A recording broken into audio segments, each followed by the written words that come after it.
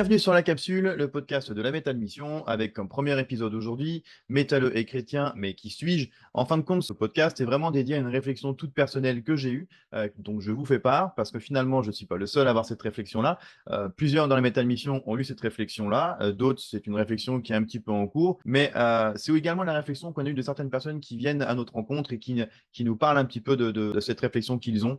Donc je vous la partage aujourd'hui. Et elle intervient à des moments dans nos vies aussi où on va se poser avec le Seigneur, où on se remet un petit peu en question. Logiquement, ça arrive pour tout à chacun, mais voilà, dans ces moments-là, en fin de compte, on va se poser. C'est là où on va vraiment se rendre disponible à l'écoute de ce que Dieu aurait à nous dire ou nous faire comprendre. Et je me suis plusieurs fois remis en question aussi sur ce que j'étais, sur qui j'étais, sur ce que je pensais, et également ce que je comprenais aussi des Écritures.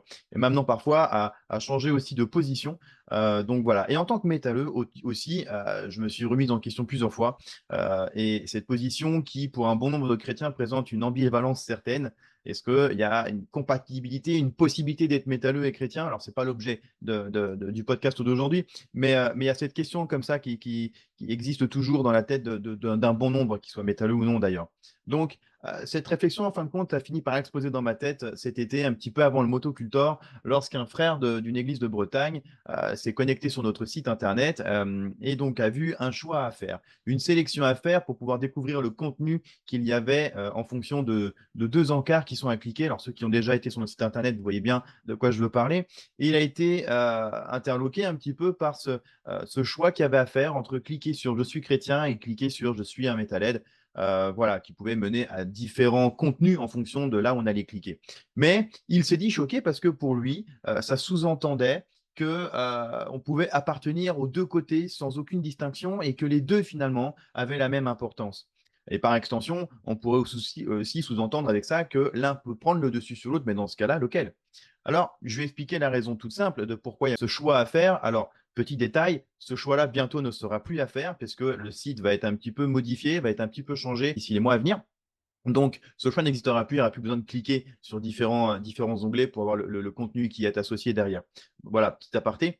Donc, moi, je vais expliquer la raison bien simple que je viens de vous énoncer, mais pour moi, ça a été aussi l'aboutissement d'une réflexion qui a été déjà bien longue sur le sujet, qui je suis en premier lieu en tant que chrétien ou métalleux. Et voilà, donc la question, je me la suis posée déjà il y a un petit moment, parce que je me dis, je pars du principe que si Christ est dans ma vie, et qu'avec le temps, en avançant avec lui, il prend au fur et à mesure des douleurs, des colères, etc., que j'ai à l'intérieur. Est-ce que j'ai encore besoin d'écouter ce qui viendrait répondre à ce qui sommeille, ce qui est à l'intérieur de moi et qui est censé avoir disparu ou qui disparaît dans le temps?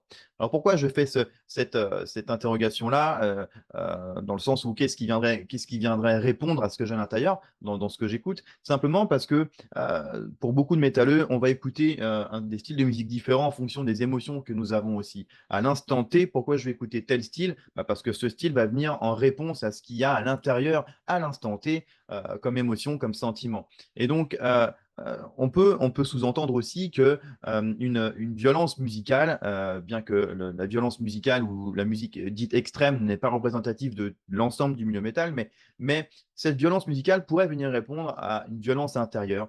Et en cela, on pourrait très bien comprendre de manière simple que finalement, quand je suis énervé, je vais écouter tel style de musique qui est violente ou qui est assez speed, mais parce qu'elle vient répondre à quelque chose qui est à l'intérieur et va venir à égalité et venir finalement annuler ce que je ressens.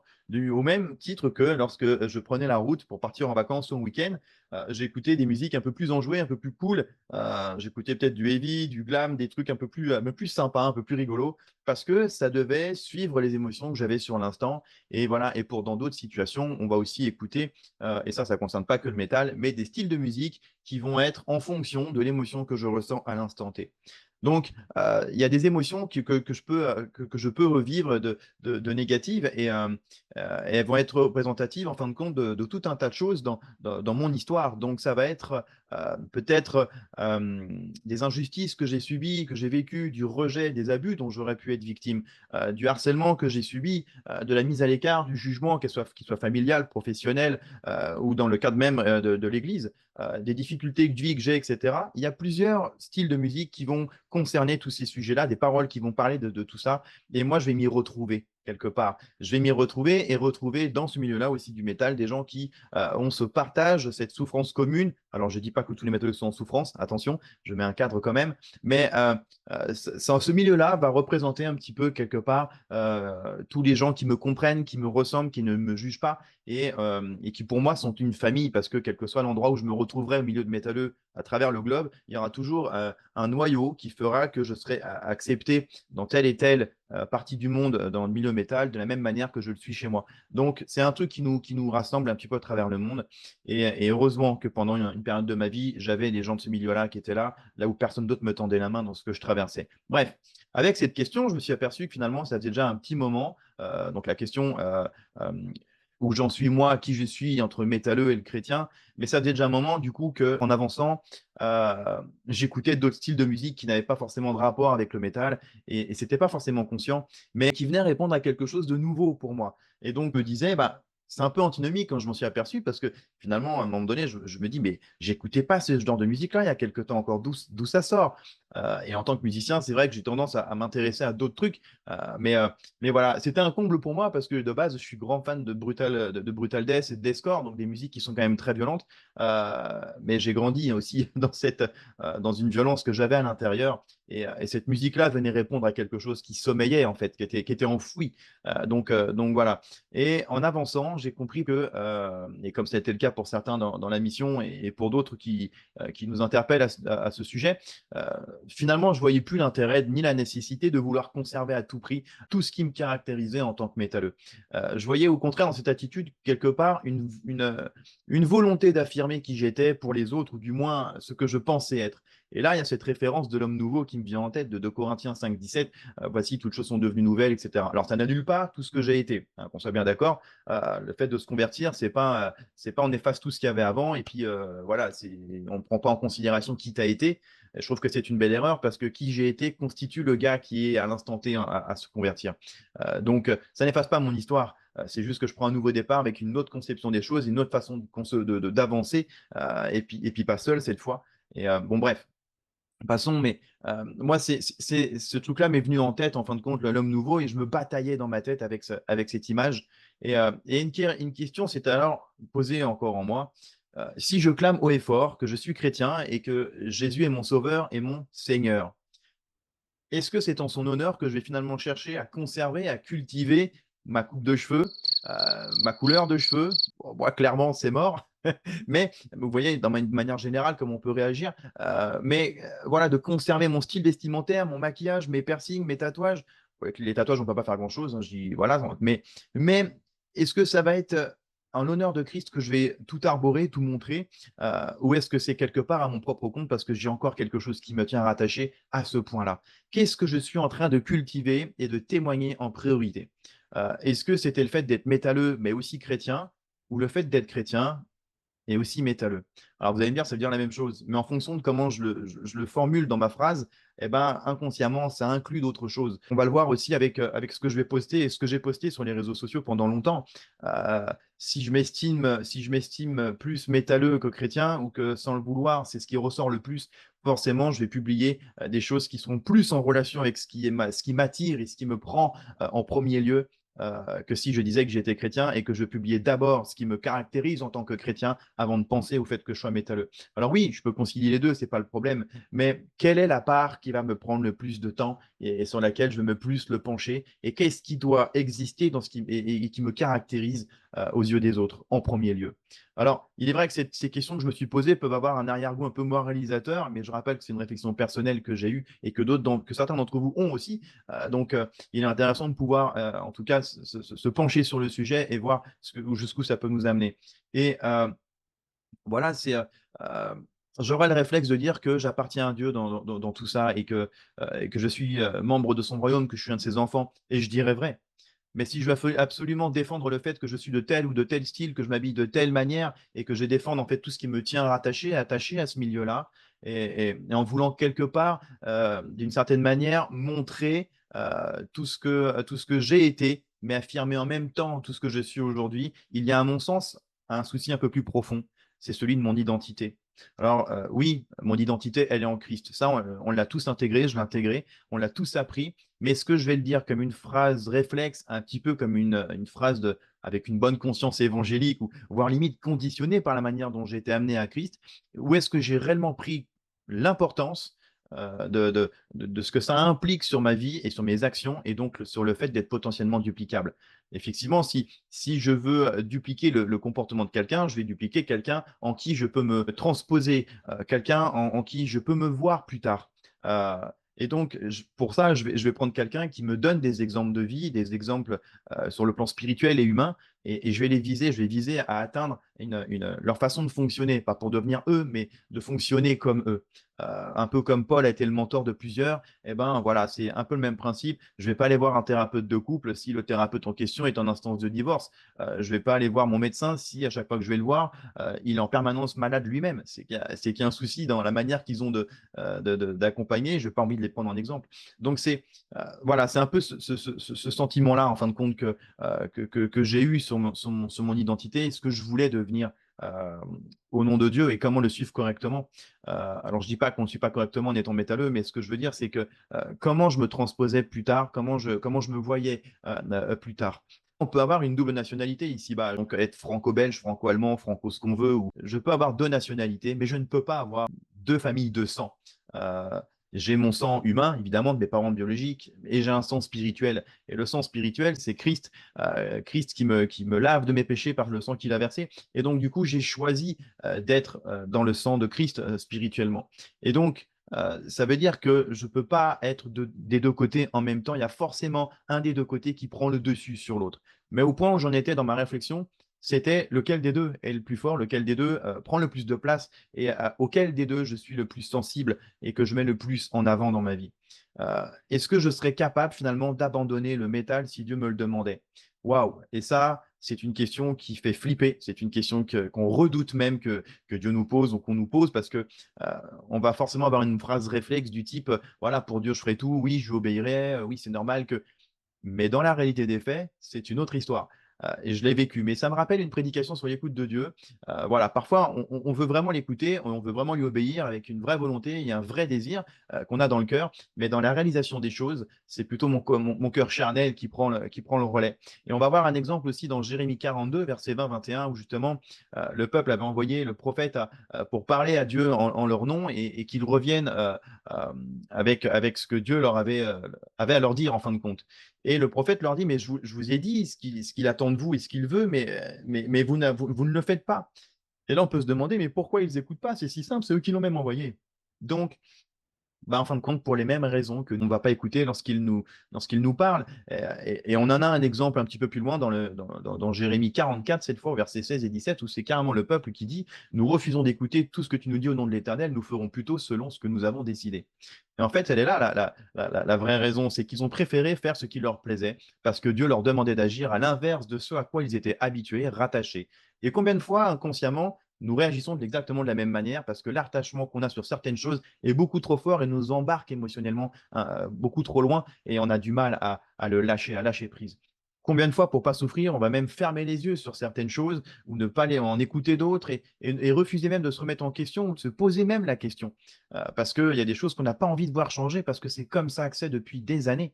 Et donc c'est compliqué. Alors qu'on sait vraiment pour ce que Dieu peut nous réserver de beau aussi dans nos vies, et c'est en acceptant parfois de lâcher prise sur certaines choses qu'on va pouvoir enfin avancer avec lui.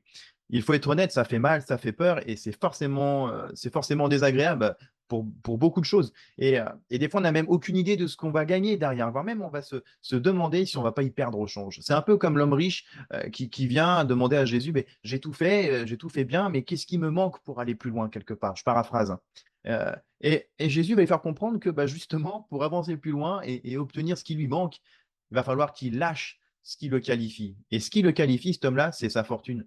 Et Jésus lui dit, bah, en gros, bah, ta fortune, donne-la aux pauvres et puis viens et suis-moi.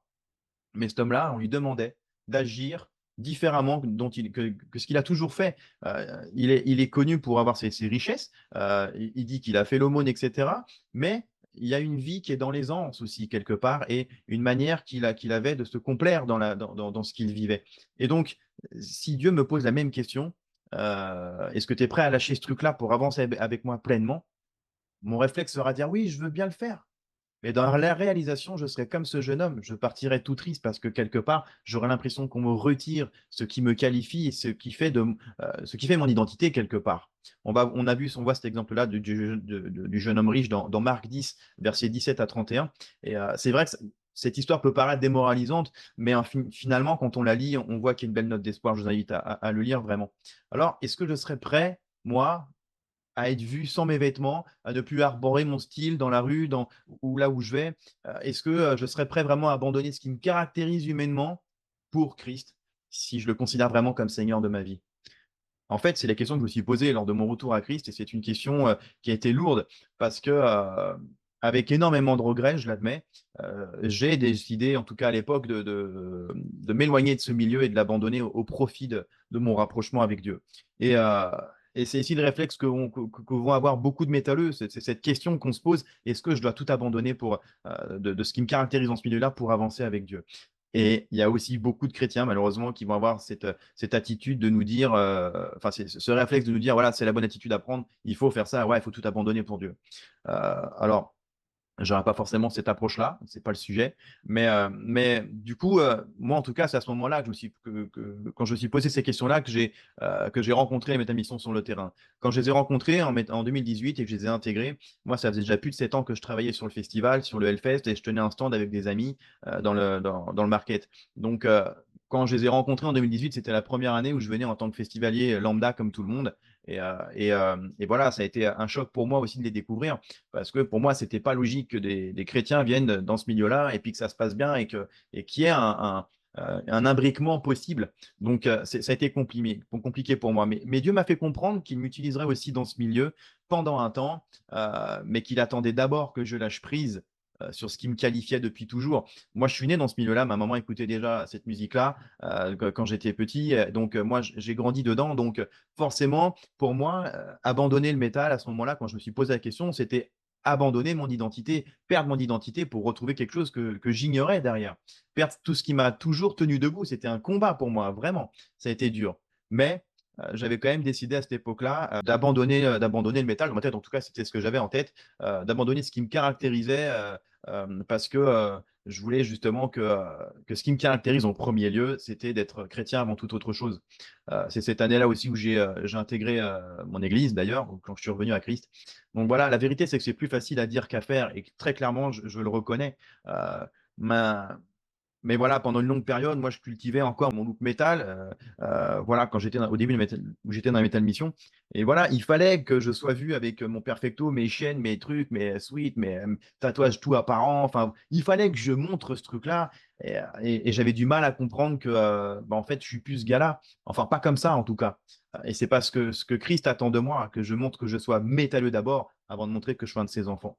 Donc voilà, euh, je montrais mon appartenance à ce milieu-là de plusieurs manières et j'ai même proclamé pendant longtemps que c'était mon appel et je m'en suis persuadé, un peu comme bah, pour me persuader tout simplement que j'étais toujours légitime en tant que métalleux et que ça me permettait d'y garder quand même un pied maintenant que je me proclamais aussi chrétien. Donc j'avais peur quelque part d'abandonner quelque chose qui me plaisait, qui m'a toujours caractérisé tout en étant chrétien. Donc le regard des autres, pour moi, il a toujours joué un rôle dans ma vie jusque-là et je ne pouvais pas concevoir que ces mêmes regards disparaissent du jour au lendemain comme ça, parce que ce fameux moi, à l'époque, avait tout un réseau et où j'avais ma petite importance. Voilà, euh, j'étais dans un mouvement particulier qui gravite autour du Hellfest et un peu partout en France, bah, j'étais connu ou reconnu pour certaines choses et j'avais des amis un peu partout. Donc, voilà, je pouvais pas passer une soirée sans qu'on vienne me parler, qu'on vienne me voir. Bah tiens, toi, tu t'appelles comme ça, bah, voilà, je te rencontre enfin en vrai. Enfin voilà, tout ça, ça me grisait, ça me valorisait. Ce personnage que j'incarnais, en tout cas, était très tenace encore dans mes débuts de Metal Mission, mais il devait disparaître au profit de Christ. Voilà, un peu comme ce verset de Jean 3,30 qui dit il faut que Christ croisse et que je diminue. Voilà, le temps m'a fait comprendre que oui, c'était un appel particulier pour cette communauté et on ne s'improvise pas missionnaire comme ça dans ce milieu qui veut. C'est comme ça sur un coup de tête, sous le principe que je suis métalleux et que je crois en Dieu, donc je peux y aller.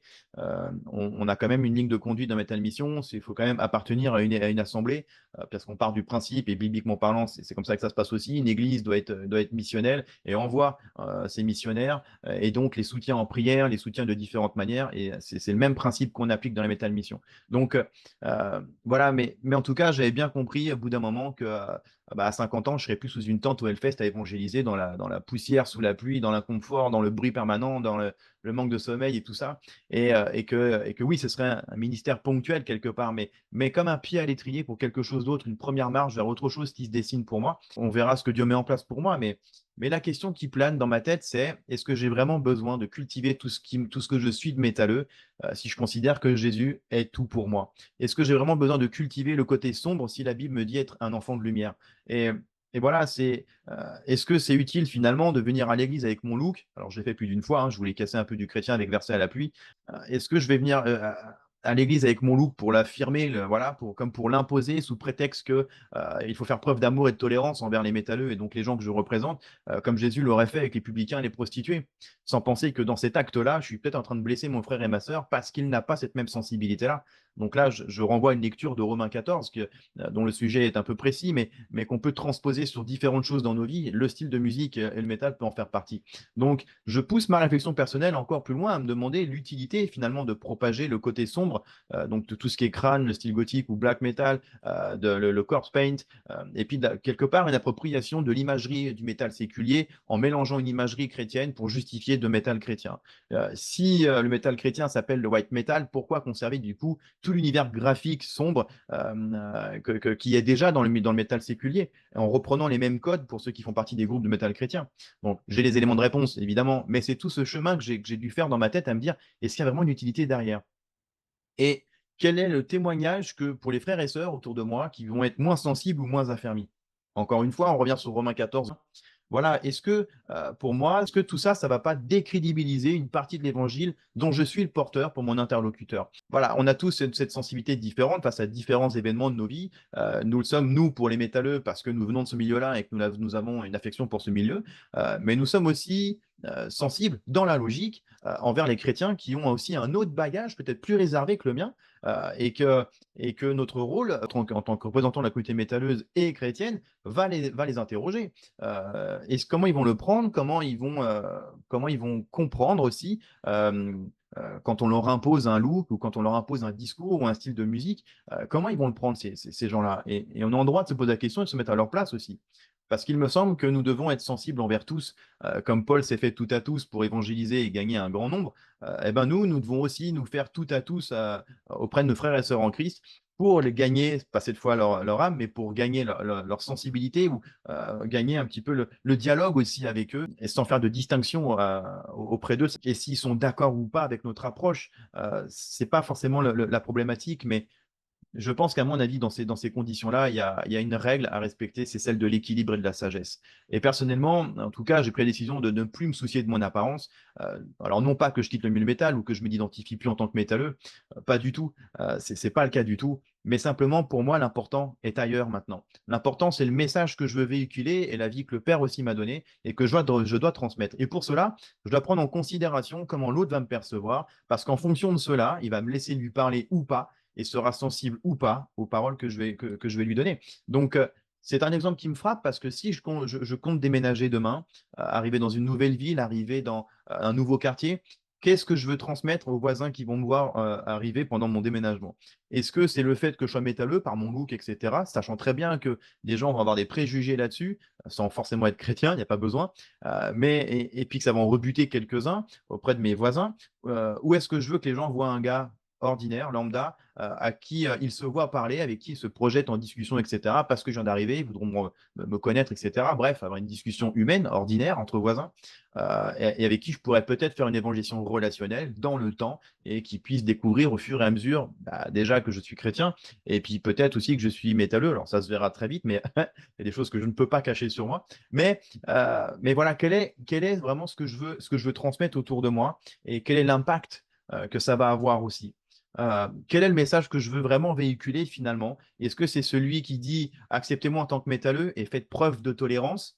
en faisant moi-même du coup manque de tolérance s'ils ne le font pas à mon égard, parce qu'en leur réimposant quelque chose qui leur peut-être leur déplaît, finalement je leur donne moyen de pouvoir parler sur moi, me critiquer et autres, et finalement je les ferai pécher, et si je les fais pécher, je pêche moi-même. Et ça c'est quelque chose qui est dur à accepter et qu'on ne dit plus forcément dans les églises aujourd'hui, et pourtant c'est bien biblique. Mais voilà, il y a toutes ces questions-là que je me suis posées, et voilà, quel est le message finalement que je veux transmettre? Est-ce que c'est celui qui impose son style et qui impose ce que je suis, ou est-ce que le message que je veux véhiculer, c'est celui de la croix?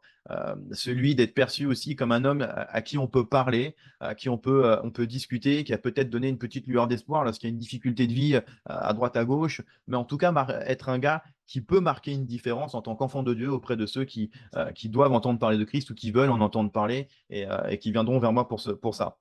Sans faire de distinction entre ceux qui sont métalleux ou pas, ceux qui sont chrétiens ou pas.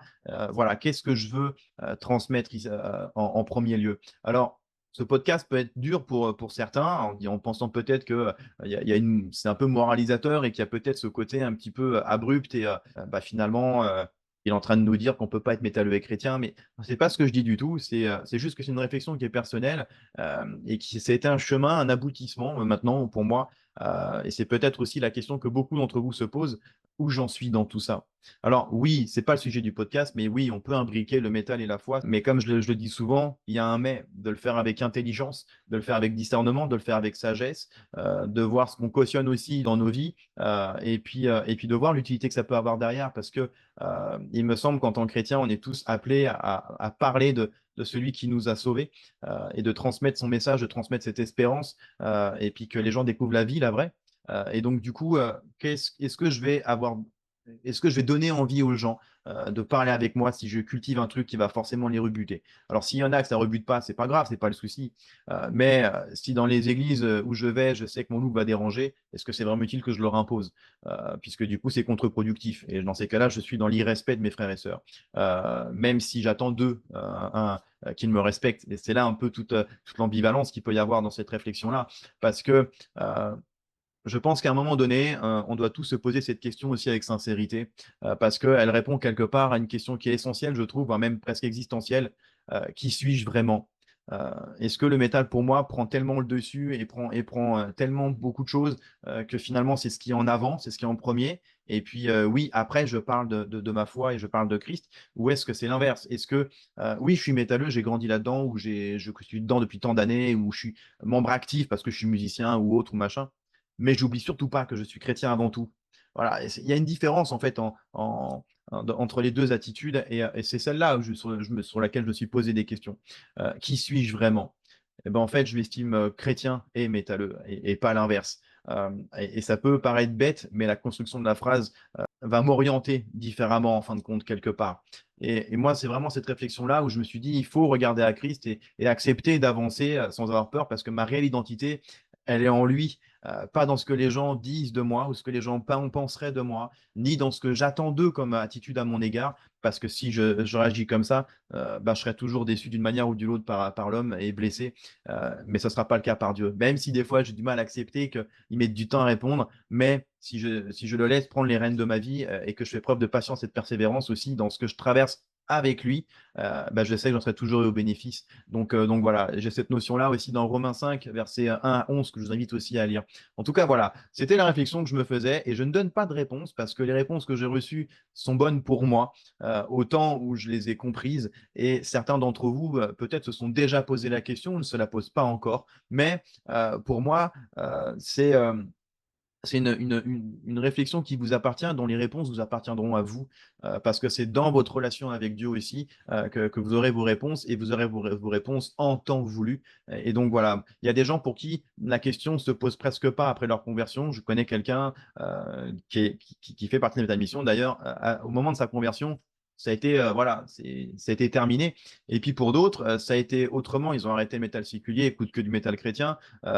Pour d'autres, il y a un mix des deux. Pour d'autres, la réflexion n'est pas encore en cours. Pour d'autres, elle sera peut-être pas. Pour d'autres, elle sera dans plusieurs années. Moi, j'en suis aujourd'hui en 2024 à cette réflexion qui a commencé en 2023. Ça fait à peine un an. Mais je suis revenu à Christ en 2018 en intégrant la métal. Enfin, j'ai intégré la métal mission au moment où je revenais à Christ. Donc, ça a mis pas mal d'années avant que je le comprenne. Et pour d'autres, ce sera peut-être plus long. On n'a pas tous le même point de départ, on n'a pas tous les mêmes bagages non plus avec le Seigneur. Et on a besoin chacun de traverser différentes choses dans nos vies. Il y a des combats qui sont plus urgents à mener que d'autres. Donc voilà, donc c'est une réflexion que je vous donne et une réflexion qui, moi, en tout cas, m'a permis de comprendre aussi d'autres choses et que je me dis, voilà, moi, j'arrête de me soucier de plein de choses parce que finalement, ça me bouffe la vie et je me fous de savoir comment je suis perçu. Est-ce que je suis métalleux et que ça se voit pas? Est-ce que je suis métalleux et ça se voit? Est-ce que je veux que les gens le sachent? Honnêtement, je m'en contrefiche parce que c'est pas l'essentiel. Je veux simplement être un gars qui marque la différence et qui peut amener à un questionnement. Alors, je dis pas que je suis exemplaire, mais en attendant, cette réflexion-là a pris du temps à germer en moi et à avancer à ce que je comprends aujourd'hui. Et aujourd'hui, je comprends une chose, c'est que je suis chrétien avant tout, je suis enfant de Dieu avant tout. Et puis derrière, je suis aussi métalleux. Et voilà, donc je voudrais avoir cette réflexion-là. En tout cas, merci d'avoir suivi cette capsule aujourd'hui. Et puis, on se retrouve bientôt dans un nouvel épisode de La Capsule, le podcast de Metal Mission. À bientôt, soyez bénis.